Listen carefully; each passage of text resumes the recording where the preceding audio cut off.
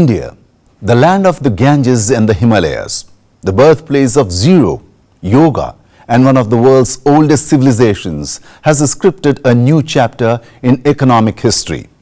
Once the crown jewel of the British Empire, it is now a global economic powerhouse. In a remarkable turnaround, India is overtaking Japan to become the world's fourth largest economy in nominal GDP terms. But this story is not just about numbers, it is about resilience, reform and revival. Namaskar and welcome to Sansad TV. I am RAJIV Kumar Singh. Not long ago, India was considered to be one among the fragile five of the world economy. It is seriously inspiring how this country of over 1.4 billion has overcome all the hurdles to now be one of the top 4 economies of the world. We will take an in-depth look at Rising Bharat, India's economic leap, in this episode of History Behind Headlines.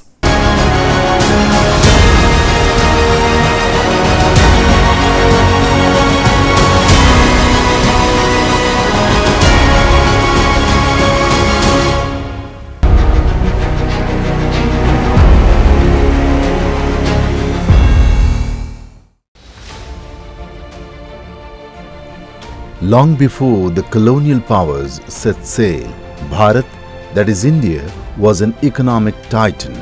According to economic historian Angus Maddison, India accounted for nearly 24% of world's GDP in the early 1700s. From the textile looms of Bengal to the spice markets of Malabar, Indian goods were prized across Asia, Africa and Europe. Megasthenes, who was the ambassador of Greece in 300 BC, and he authored a book on India with the name Indica, and there he has praised the Indian economy even more than that. Statistical figures are not there, but he has mentioned that India manufactures all types of metals. There is very high productivity and there are abundance of all the goods in the economy. So actually, before Angus Maddison, Megasthenes has also authenticated our affluence.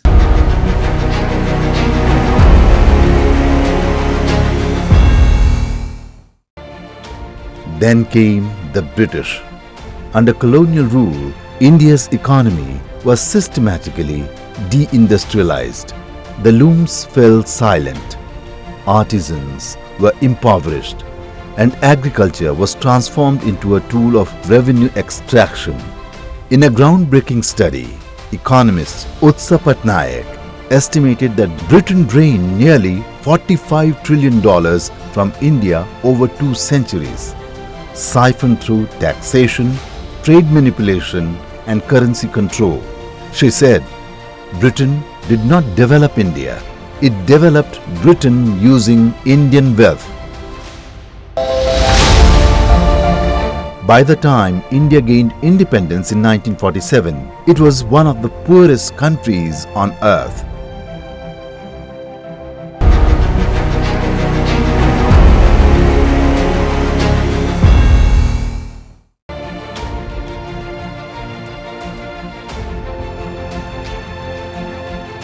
Freedom came with a heavy burden.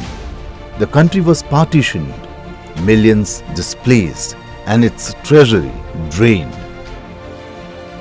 The early years of Indian independence saw state-led industrialization, 5-year plans, and a mixed economy approach. But a growing population and a license permit quota Raj stifled growth. By 1991, India faced a balance of payments crisis. With barely enough foreign exchange to last 2 weeks, it stood at the edge of financial collapse.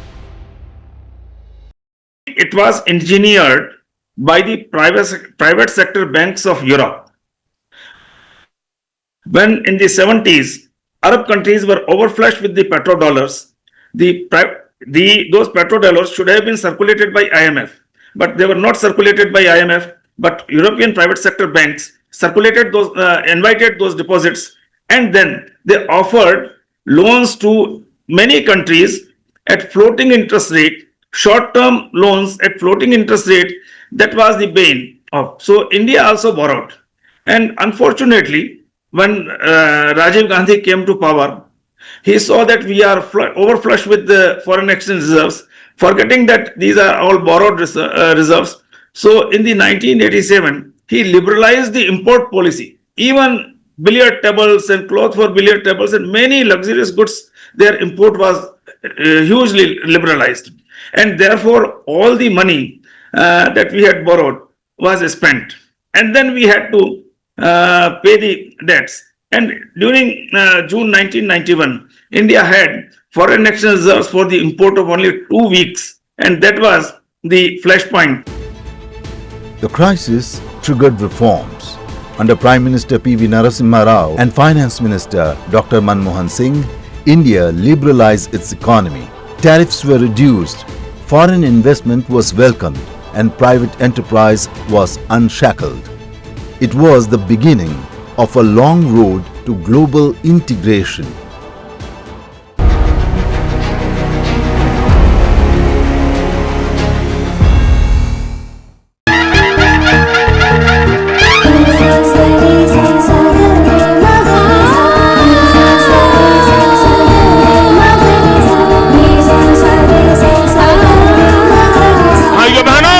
It was in 2014 that India's economic transformation gathered unprecedented pace.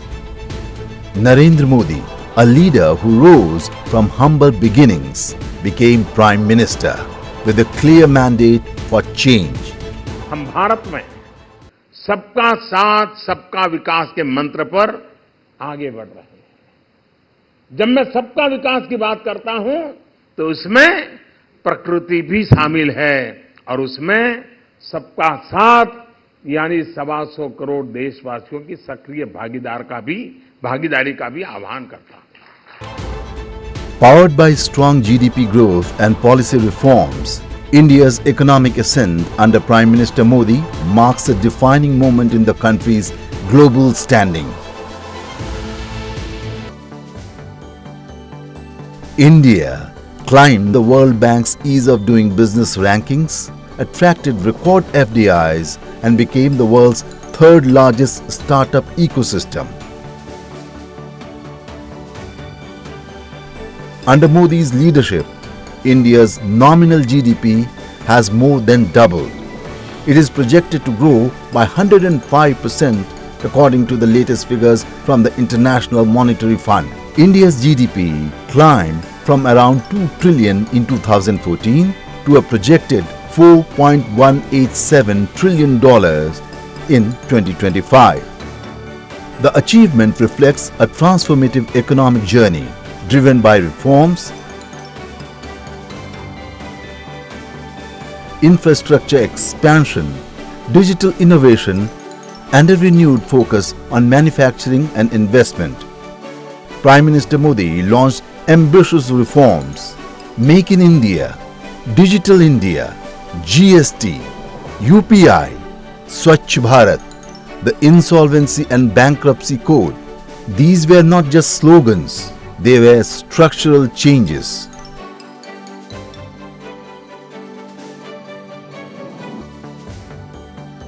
Taking the top world economies into account, IMF projects India overtaking Japan this year.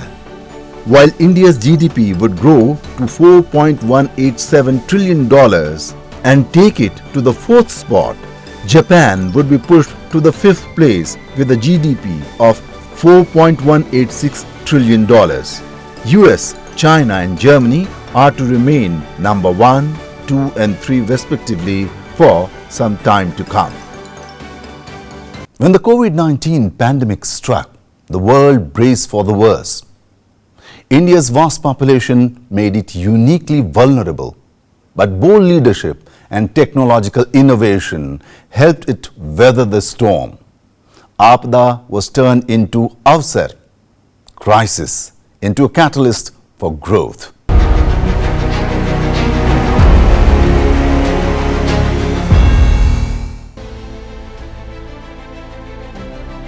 While many economies shrank during the pandemic, India launched one of the world's fastest and largest vaccination drives, mostly with indigenous vaccines. The government responded with the Atmanirbhar Bharat package, injecting liquidity, supporting MSMEs and providing free rations to 800 million citizens. The push for self-reliance took center stage, as did digital transformation. In small town and rural India, fintech adoption soared. In 2014, India ranked 10th in terms of GDP. Under Prime Minister Modi's able leadership and sound economic policies, the country has steadily climbed the global economic ladder and now stands on the cusp of securing the 4th position, surpassing several economic giants along the way. India had become the 5th largest economy, overtaking the United Kingdom, its former colonial ruler, in 2021 during the pandemic itself.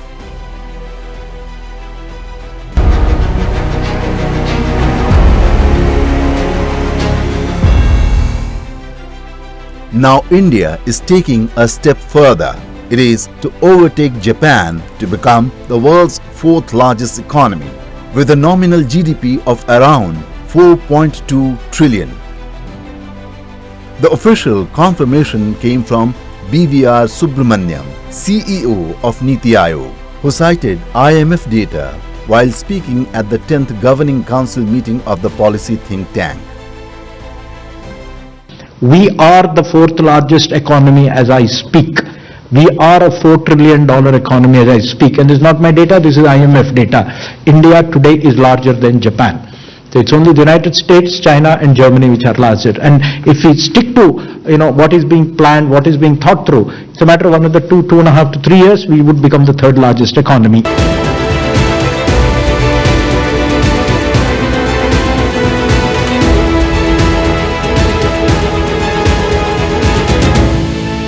The International Monetary Fund, in its World Economic Outlook report released in April, had said that India is expected to be the 4th largest economy in the world with a GDP of around $4.2 trillion in 2025, ahead of Japan. According to IMF report, the global growth is projected at 2.8% in 2025, lower by 0.5 percentage points estimated earlier. In 2026, the global economy is estimated to grow at 3%. India's overtaking Japan isn't just symbolic. Japan, long seen as Asia's industrial giant, faces demographic stagnation. India, on the other hand, is riding a wave of demographic dividend. 65% of its population is under 35. With robust domestic demand, expanding manufacturing and a rapidly digitizing economy, India is poised to challenge Germany, the 3rd largest economy, in the near future. साथियों, हम आज दुनिया की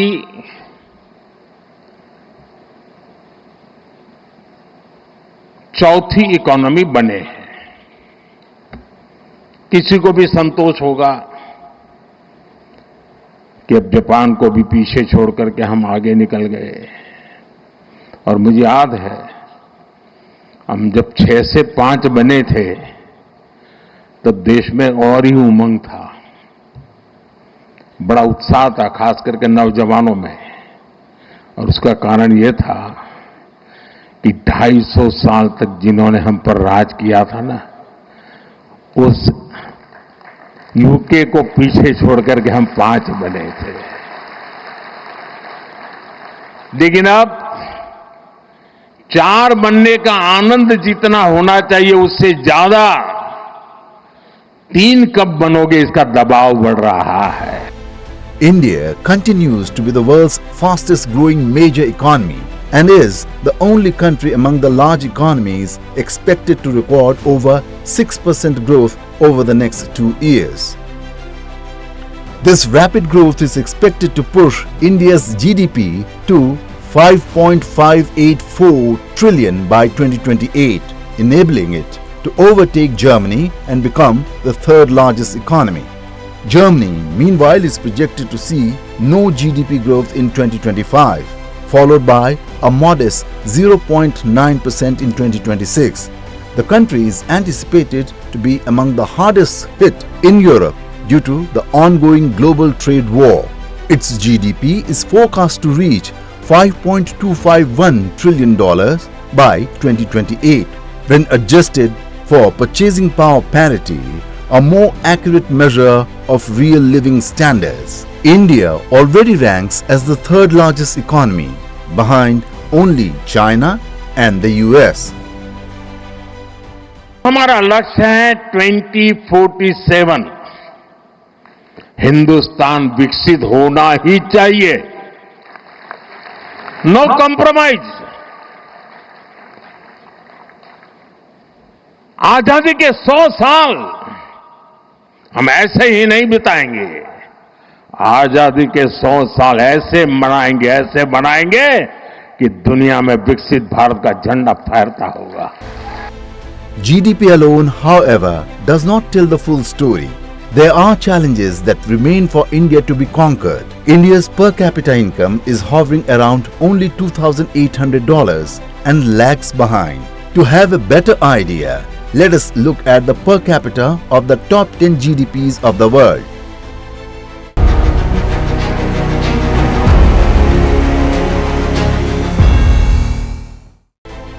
The wealth isn't evenly distributed in India.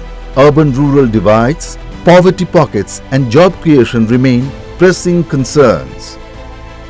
Taking incomes from 2024-25 as the measure, the World Bank defines high-income countries as those whose annual per capita income is more than $14,005.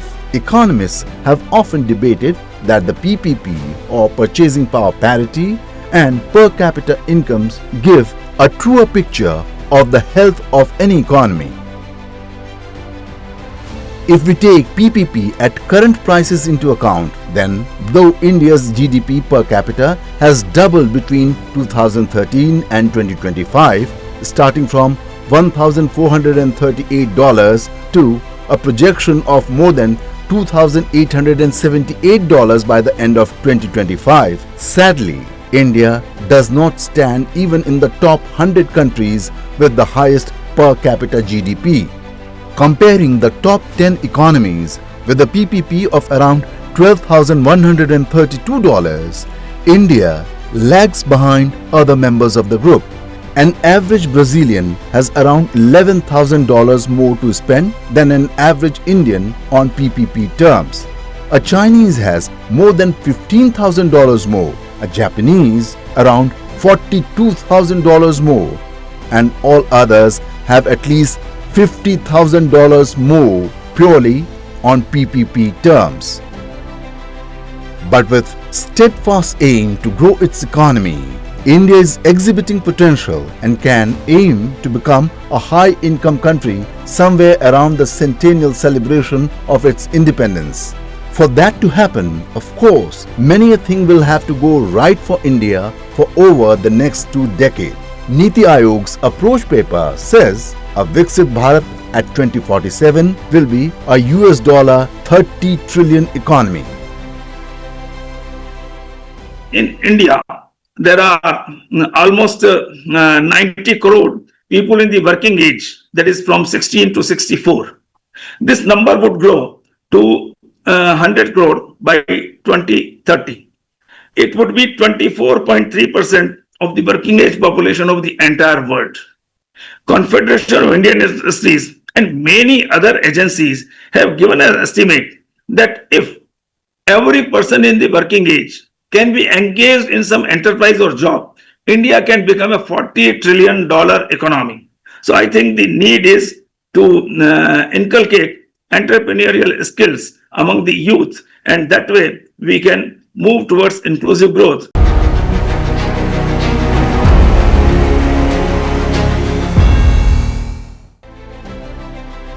India's march to the top isn't slowing down. The government's focus on infrastructure, roads, railways, ports is reshaping connectivity.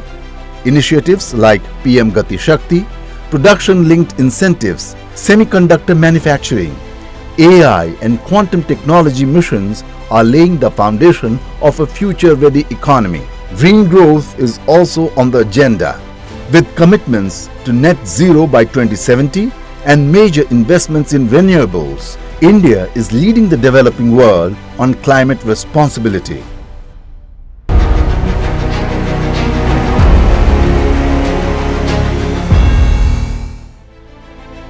As global supply chains seek alternatives to China, India's time has come. India's economic rise has also brought global clout. Hosting the G20 presidency in 2023, it gave voice to the global south. It is becoming a strategic pivot between East and the West, a trusted partner in technology, defense and development. Rising Bharat is more than an economic success story. It is a civilizational comeback. A nation plundered, partitioned and poor has risen not with vengeance but with vision. It overtook its colonial master and now is surpassing Japan, the industrial powerhouse of the 20th century. The journey from chains to champion continues. India's story is far from over. One thing is clear: the world can no longer afford to ignore India. That is all we have in this program. Thanks for watching.